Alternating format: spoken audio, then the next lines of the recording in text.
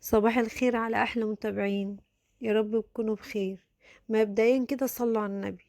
اللهم صل وسلم على سيدنا ونبينا محمد. انا نزلت النهارده قلت اشتري معاكم السمك واعمله برضو وانا معاكم. اشتريت سمك بولتي، الكيلو كان الوسط عامل 45، واشتريت من السمك الكبير كان عامل 48 جنيه النهارده. سعر السمك النهارده البولتي 45 الوسط، الكبير عامل 48. ربنا يرحمنا برحمته. اللهم صل وسلم على سيدنا ونبينا محمد. ازيكم يا حبايبي، عاملين ايه؟ مبدئيا كده اول حاجه هنعملها تصلوا على النبي. اللهم صل وسلم على سيدنا محمد. انا نزلت اشتريت السمك، ان شاء الله منزله لكم في اول الفيديو من بدايه ما نزلت اشتريته من عند بتاع السمك والاسعار ايه النهارده. نعم يا مالك. طيب ماشي ثواني. بصوا انا نضفت السمك اهو، تمام. الفرشه الجميله دي حلوه قوي للسمك، تتباع عند اي حد. شفتوا السمكية النونو دي؟ ولادي شبطانين فيها. شفتوا بقى النونو كمان الصغنن ده برضو شبطانين فيه. انا جبت سمك كبير وسمك بيقولوا عليه وسط. يعني تخيلوا انتوا ان السمك ده النهارده وسط. ده كده بالنسبه لي بتوع السمك الوسط، يعني انا مش عارفه والله اقول ايه. انا منزله لكم السعر السمك عامل ايه النهارده، تمام. وده قال لي السمك الكبير، فانا الصغير ولادي شبطوا فيه اهو، وده الكبير اهو. يلا بينا بقى نسمي ونصلي على الرسول عليه الصلاة والسلام. بعد ما غسلته كويس جدا تحت المية هنجيب الليمون كده اهو ونعصر وندلك فيه كده اهو جوه وبره بقى بالليمون. تمام كده، تمام كده. اول حاجة هنعملها، عشان في ناس اللي ما بتعرفش بصراحة تنضف السمك وبتتعب، يعني بتزهق طول يوم، السمك يوم صعب يعني. فالموضوع سهل خالص، بالفرشة دي تحت المية هتلاقي كل اللي جواه نزل واللي بره اهو. مش بصوا ما شاء الله نزل خالص اهو. هتمسكوا بالليمونة زي ما وريكم من بره ومن جوه اهو اهو كده اهو جوه كده، تمام. بعد ما نعمل الخطوة دي بعديها هحط عليه خل واغسله برضو كويس تحت المية، وبعد كده شوية دقيق علشان ايه الزفرة تروح خالص. جربوه بالطريقة دي وان شاء الله يعجبكم. هاخده بقى تحت المية اعمله بالليمون كويس وبالخل وبالدقيق زي ما قلت لكم، ونرجع نشوف الخطوة اللي بعد كده. ممكن ان شاء الله اغسله واسيبه يتصفى ونعمل مع بعض الرز عقبال ما ايه يتصفى ونحطه في التتبيله واوريكم ازاي نتبله. بصوا انا غسلته اهو كويس تحت الميه وحطيته في المصفى اهي تتصفى. اللهم صل وسلم على سيدنا محمد. عايزه اقول لكم بقى النهارده الاسعار كانت عاليه قوي للسمك ما شاء الله. بعد كده بقى والله يعني شكلنا يعني بعد كده هنشتري السمك الصغنن ده. الشكل بيقول كده يعني. بصوا يعني والله يا ولادي دول لما اختاروه يعني اقول ايه، بس اختاروه عشان عارفين ان الاسعار غليت اوي، فاقول لك بقى نجي ايه نجيب السمك الصغير ده وخلاص نتماشى بيه. اقول ايه، ربنا يرحمنا برحمته وييسر حالنا يا رب. ربنا ييسر حالنا. طيب انا كده اهو غسلته. اللهم صل على سيدنا محمد. غسلته كويس جدا. اهم حاجه الخطوات اللي انا قلت عليها دي في غسيل السمك عشان ما يبقاش فيه زفاره خالص، حتى لما تيجوا تقلوه يبقى ريحه حلوه والطعم جميل ما فيهوش زفاره. تمام. استنوا بقى معانا يا حلوين. بصوا بقى الخطوه دي برضو مهمه جدا. هتيجوا هنا عند السمك تفتحوا ايه فتحات كده اهو اهو، تمام.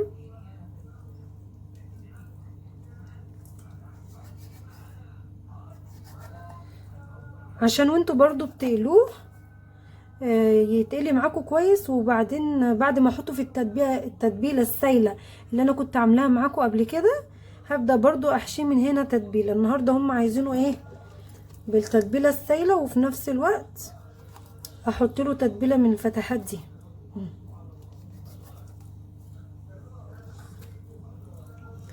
اللهم صل وسلم على سيدنا ونبينا محمد. اخلص بقى الفتحات ونروح نعمل مع بعض الرز. خلصت اهو الفتحات. تعالوا بقى على النار نشوف.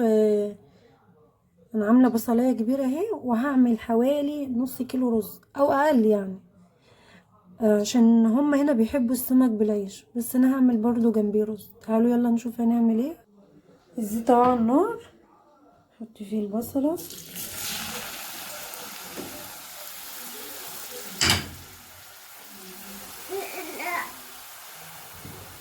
وهحط عليها يعني هديها بس ايه تقلبتين كده، وبعد كده احط فيها الرز وافضل اقلب بقى على نار هاديه لحد ما يديلي اللون اللي انا عايزاه. اللهم صل وسلم على سيدنا ونبينا محمد. ازيكم يا حبايبي، عاملين ايه؟ اول حاجه هنعملها نصلي على النبي صلى الله عليه وسلم. بصوا ان شاء الله هعمل معاكم السمك. انا مصوره لكم السمك من بدايه ما انا نزلت اشتريته والاسعار عامله ايه لحد ان شاء الله النهايه ما نشوف هيطلع عامل ازاي.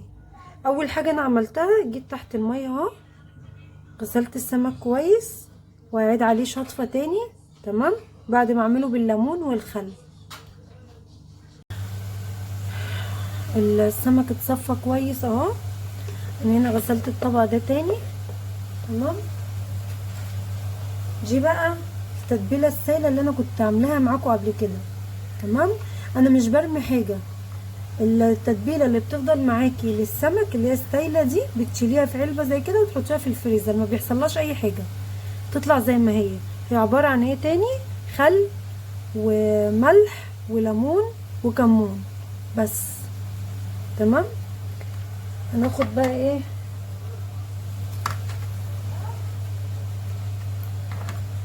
قبل ما البصله بس تدبل كده على النار نحضر احنا ايه التتبيله اهو. هاجي هنا كده اهو واعمل كده اهو،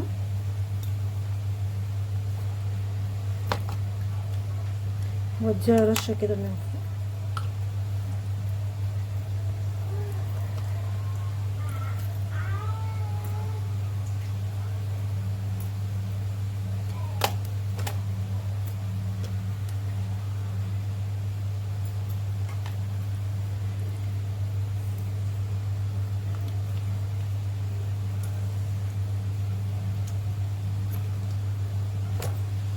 انا غاسله ايدي كويس على فكره.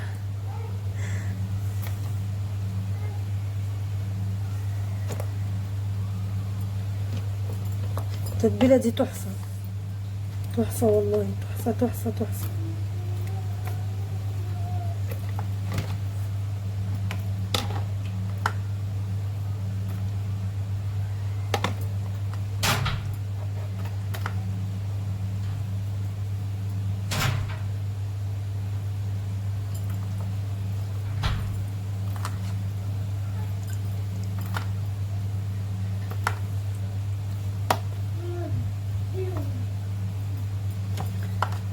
اعملوا السمك بالطريقه اللي انا بعمل بيها دي وان شاء الله هيعجبكم قوي، وهيطلع تحفه، مش هيطلع فيه زفاره، وهيبهر اللي هياكل منه. هنا ايه فضل شويه اهو، دوهم كده عشان ينزلوا على السمك اللي تحت. والسمكه النون الصغننه دي الجميله دي مقطقطه. تمام كده. حط بقى ايه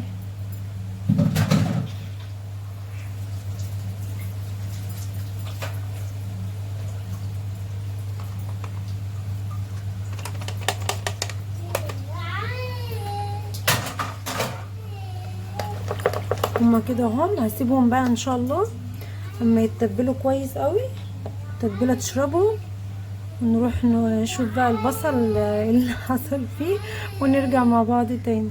بصوا انا هنا مجهزه تتبيله تانية اهي، توم وكمون وملح بس. هو المفروض ان انا احط شطه، بس انا عندي ولادي ما بيحبوش الشطه، او عايزين تحطوا برضو فلفل احمر اخضر براحتكم. فانا عامله بس التتبيله البسيطه دي عشان مش عايزاه يبقى ايه التتبيله دي، ودي كمان تبقى كتير. يعني انا هحط من دي حاجات بسيطه في الفتحات كده لما ان شاء الله اجي اقليه. تمام. اسيب بقى التتبيله، انا قلت بس اوريها لكم. اسيب بقى التتبيله واسيب السمك اما يتنقع كويس قوي في الخلطه اللي انا عاملاها دي، وارجع لكم تاني. بصوا انا هنا حطيت الرز مع البصل اهو، هفضل بقى اقلب فيه لحد ما يديني اللون الذهبي اللي انا عايزاه. تمام كده. انا بوريكم خطوه خطوه. ما شاء الله السمك اهو اتبل كويس. هناخده بقى ايه اهو كده.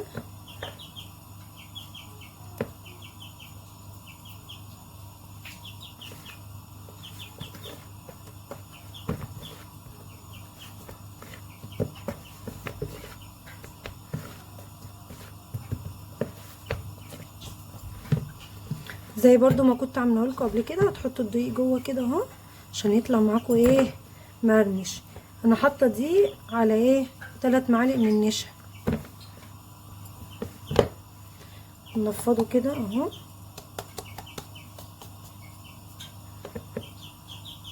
استنوا بقى عشان ايه نفضي السمك هنا.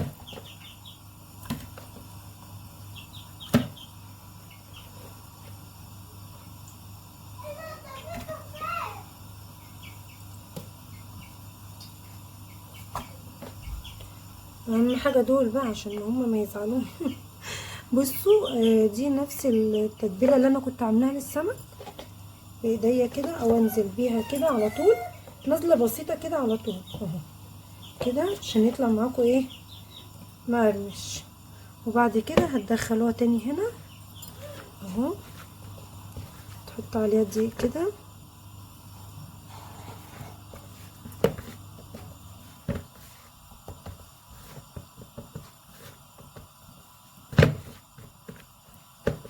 الخطوه دي مهمه جدا، ان احنا نحطه في نفس التتبيله ونرجعه تاني الدقيق، هيطلع معاكم مقرمش وجميل جدا. احطها بقى ايه في الزيت على النار، وارجع اتبل باقي السمك ونرجع مع بعض تاني. بصوا ما شاء الله جميل ازاي. مالكوش بقى دعوه بالطاسه بتاعتي. الطاسه دي انا مخليها للسمك هي والتيفال الجديده، كل ما اعمل في التيفال الجديده بتبوظ اكتر، فانا مخليها دي بقى ايه للسمك. المهم بصوا ما شاء الله عامل ازاي، طلع مقرمش وجميل. نخلص قلي بقى ونقدمه مع بعض. واحده تاني اهي اهو.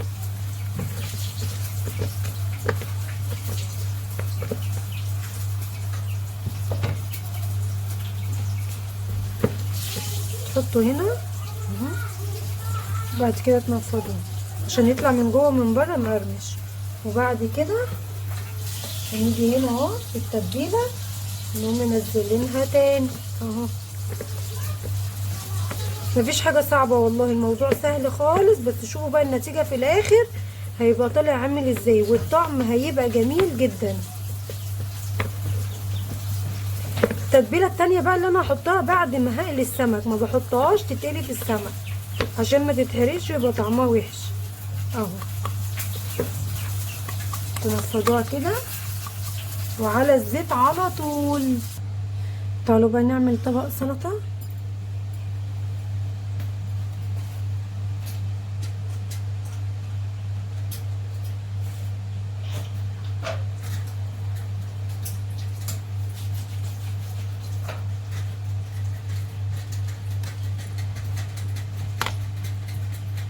طلعوا هعملها من هنا كده. بسم الله الرحمن الرحيم.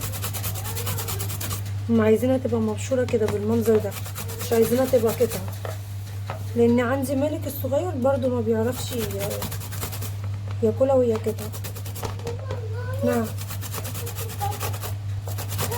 حاضر حاضر ثواني.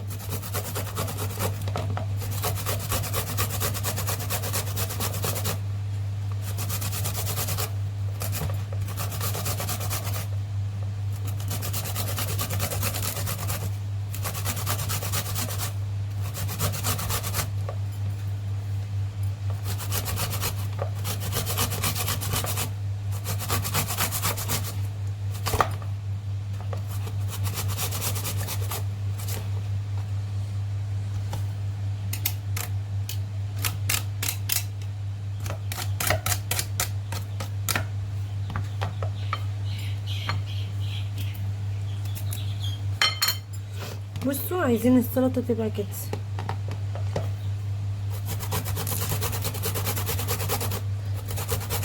انا كنت عاملاها معاكم بطريقه تانية، بس النهارده بقى انا ماشيه ايه على دماغ ولادي. اعمليها كده يا ماما ماشي، بس المهم ان هم ياكلوا.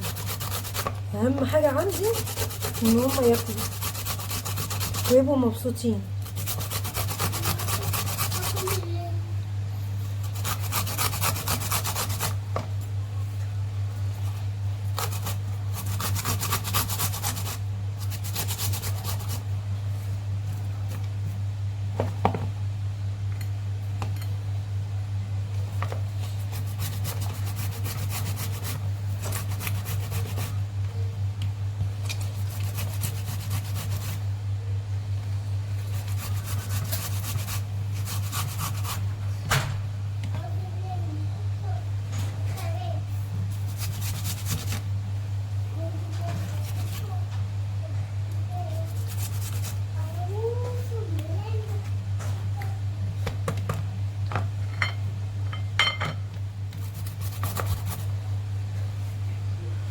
هبشر بقيه الحاجه بقى وارجع لكم تاني.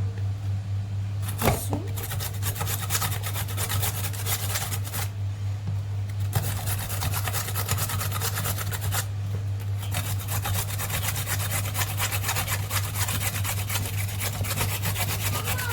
نعم يا محمد، هتكون طلع تاني ماشي. عايزه اقول لكم في اي اكل بعمله ببقى متوتره. ليه؟ محمد ومالك بيفضلوا واقفين معايا وبخاف عليهم من الزيت. جنى لا، جنى بنتي ربنا يحميها يا رب، بتبقى قاعده جوه على التليفون بتاعها، ما بتضايقنيش في حاجه، عكس محمد ومالك ربنا يهديهم.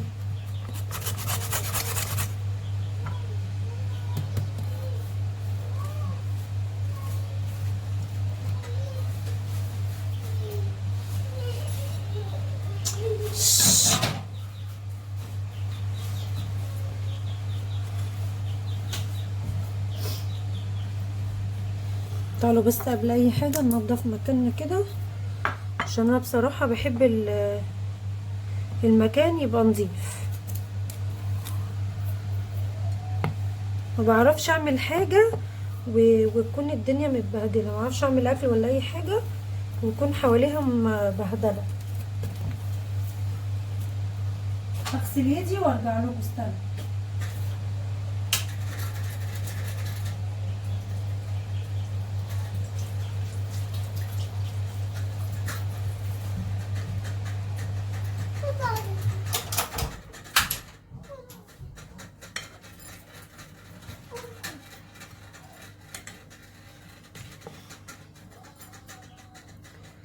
هقطع بقى ايه القوطه الصغيره، انا بشرت قوطيه واحده بس. بصوا قطعها صغننه كده. ولادي عايزين كل حاجه في السلطه صغيره.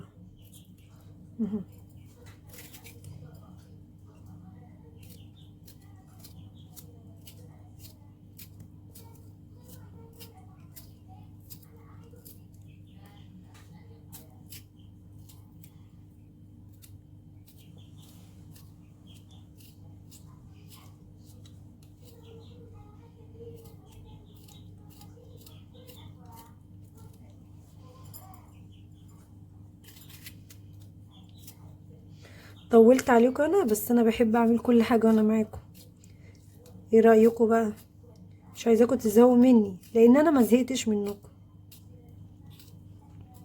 بدليل ان انا بطلع لكم خطوه خطوه.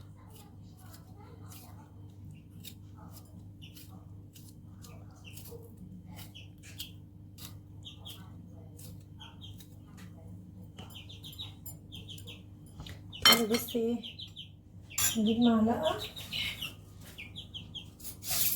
جنى تعالي خدي الكتكوت بتاعك ده يا جوجو. بصوا شكلها عامل ازاي، بس هما بقى عايزينها كده، فرحانين بيها كده.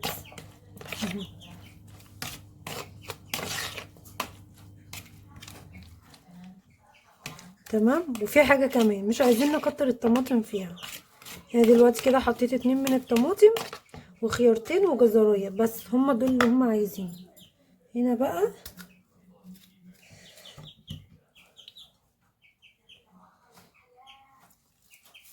احط الليمون،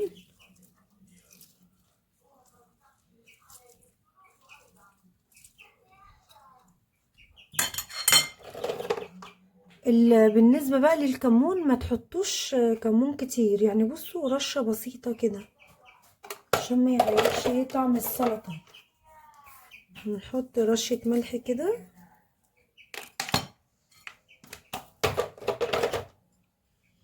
عايزين تحطوا خل ماشي، مش عايزين برضو براحتكم.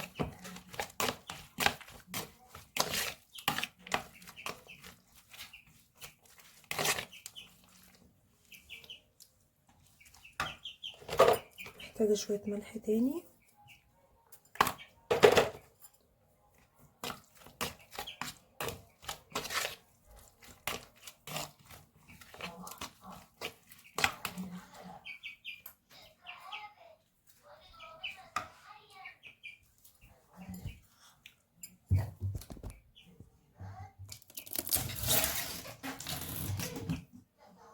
بصوا انا هحط حاجه بسيطه من الخل، بسم الله الرحمن الرحيم، حاجه بسيطه خالص مع الليمونه هيدوكوا طعم حلو.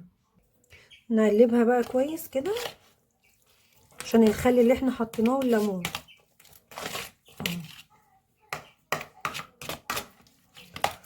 ولا دي ولا عايزين فيها خضره ولا اي حاجه تاني زياده، هما بيحبوها كده بس. اهو بصوا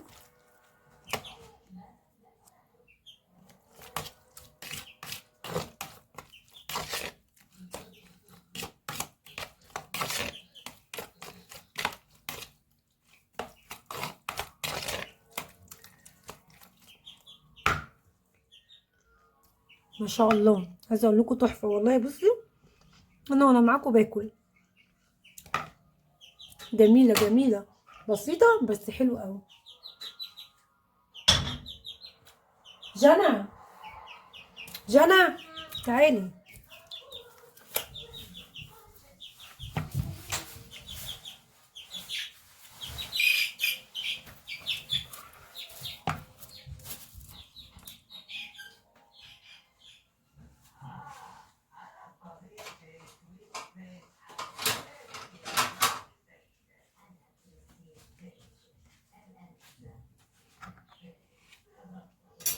اغرف بقى الاكل ونرجع مع بعض تاني.